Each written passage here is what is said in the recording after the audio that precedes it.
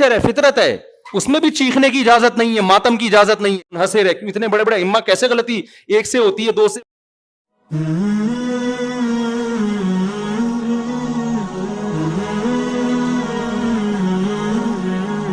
1443 ہجری بلکہ 44 ہجری اور 2022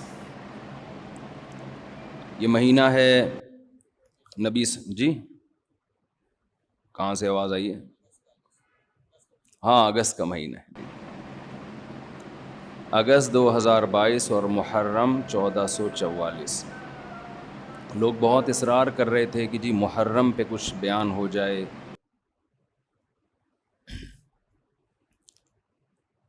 محرم میں 2 طرح کے موضوعات ہوتے ہیں. ایک تو کربلا کے موضوع کو بیان کیا جاتا ہے، اس پر میں ایک دفعہ بیان چند سال پہلے کر چکا ہوں کہ اس میں معتدل رائے کیا ہے. کبھی موقع ملا تو دوبارہ بیان کر دیں گے انشاءاللہ کہ اس سے ہمیں اسباق کیا ملتے ہیں، اس میں صحیح بات کیا ہے، واقعے کا صحیح پہلو کیا ہے. اس میں افراط و تفرید بہت ہے، مبالغہ آرائیاں بہت ہیں. سیدنا حسین ابن علی رضی اللہ تعالی عنہ کو کربلا میں شہید کیا گیا، یہ بہت بڑا ظلم ہے، اس میں 2 رائے نہیں ہو سکتی. اور بڑی بات یہ کہ حکومت کی سرپرستی میں یہ کام ہوا ہے، اس لیے یہ بڑا ظلم ہے. جو اسلامی حکومت تھی، جو خلافت کی دعوے دار تھی، شاید اسلامی تاریخ میں اس سے بدترین واقعہ ہمیں نہیں ملتا. لیکن یہ ایک واقعہ ہے، محرم کا اس سے براہ راست کوئی تعلق نہیں ہے. واقعات تو کسی نہ کسی مہینے میں ہوتے ہیں، کسی نہ کسی تاریخ کو ہوتے ہیں،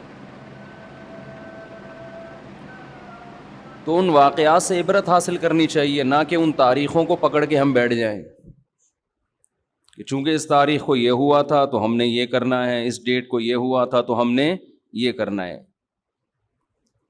ہمیں کسی قیمت بھی اسلام کا دامن ہاتھ سے نہیں چھوڑنا. حضرت حسین رضی اللہ تعالی عنہ جو کربلا میں نکلے تو محرم ہونے کی وجہ سے تھوڑی نکلے تھے، تو سیاسی حالات کو درست کرنے کی نیت سے نکلے. وہ محرم ہوتا تو بھی جاتے، سفر ہوتا تو بھی جاتے، ربیع الاول ہوتا تو بھی جاتے، رمضان ہوتا تو بھی جاتے. اس کا محرم سے کیا تعلق ہے؟ جس چیز کو آپ نے حق پہ سمجھا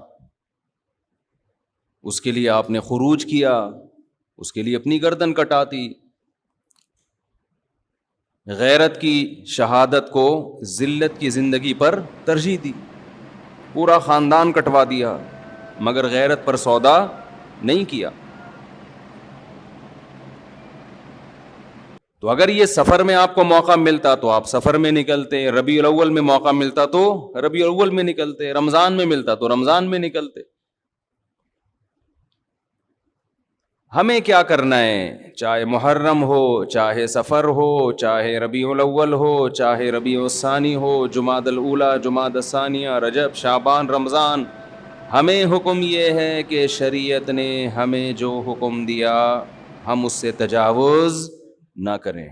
تو بہن بھائی فرقے بنتے چلے جائیں گے، محرم میں جو کچھ ہو رہا ہے یہ لوگ کریں گے. نبی نے فرمایا 73 فرقوں میں امت تقسیم ہوگی. میں نے اور آپ نے وہ کام کرنا ہے جو قرآن میں ہے، حدیث میں ہے، اور اس پر کس کا عمل ہے؟ صحابہ کا. اور یہ جو چاروں ائمہ ہے نا، انہوں نے انہی کو فالو کیا ہے، صحابہ کو. اس لیے امت کہتی ہے چاروں ائمہ کا جس مسئلے پر اتفاق ہو اس سے شذوذ اور خروج اختیار کرنا جائز نہیں ہے، کیونکہ یہ اس کی ظاہری ایک علامت ہے کہ حق اس میں منحصر ہے. اتنے بڑے بڑے ائمہ کیسے غلطی ایک سے ہوتی ہے، 2 سے ہوتی ہے؟ چاروں متفق کیسے ہو گئے؟ اور اگر آپ نہیں مانتے تو اتنی بات تو مانتے ہو نا، نبی اور صحابہ یہ تو منصوص ہے نا. تو مجھے بتاؤ محرم صحابہ کی زندگی میں آیا تھا کہ نہیں آیا تھا؟ اہل بیت کی زندگی میں آیا تھا نہیں آیا تھا؟ کوئی ایک صحیح روایت ہمیں ملتی ہے کہ اہل بیت نے وہ کچھ کیا جو آج ہم کر رہے ہیں؟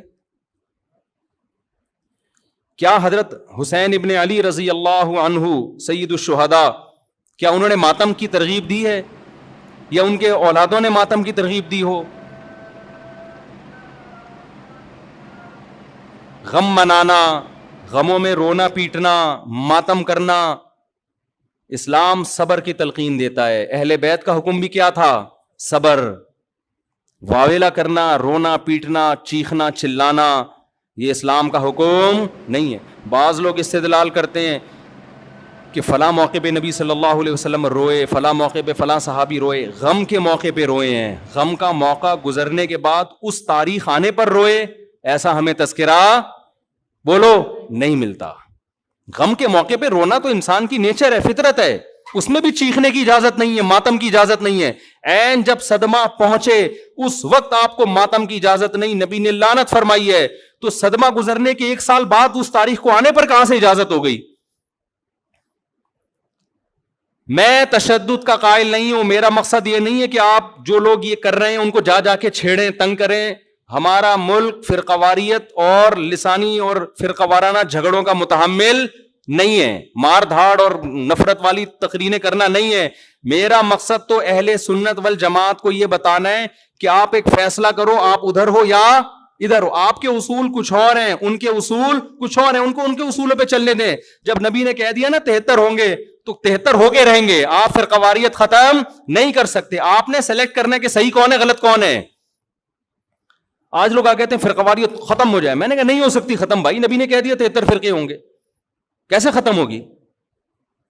آپ نے سلیکٹ کرنا ہے، گائیڈ کرنا ہے کہ صحیح کون ہے، اپنے لیے سلیکشن کرنی ہے کہ ان میں صحیح کون ہے، میں وہاں جاؤں گا.